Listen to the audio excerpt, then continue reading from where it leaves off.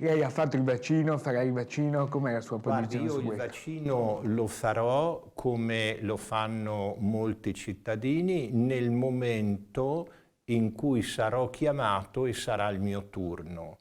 Io confido nella scienza. Sarà una Pasqua ancora anomala questa per Venezia. Il patriarca, Monsignor Francesco Moraglia, invita però alla speranza. È una Pasqua diversa che ci trova un po' collaudati rispetto alla versione precedente, anche se dobbiamo notare e registrare una situazione che sta migliorando, una situazione direi anomala, ma nello stesso tempo che ci vede ricchi di speranza. La preoccupazione del patriarca Francesco va anche alla ripartenza economica della città. Parliamo per Venezia di un recupero nel 23 e quindi il periodo è ancora piuttosto lungo, la traversata è ancora lunga, dobbiamo cercare veramente di essere ottimisti e nello stesso tempo anche di chiedere un aiuto particolare per la città di Venezia e per le città come Venezia, ma per Venezia in modo particolare perché sappiamo che vive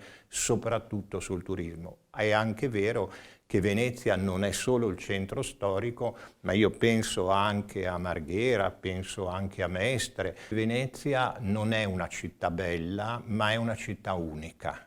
È una città che nasce in una realtà improbabile, nasce dall'acqua, vive sulle palafitte, unisce delle isole, diventa un grande centro culturale. Perché dobbiamo disattendere e dimenticare questa peculiarità di Venezia? Buona Pasqua a tutti.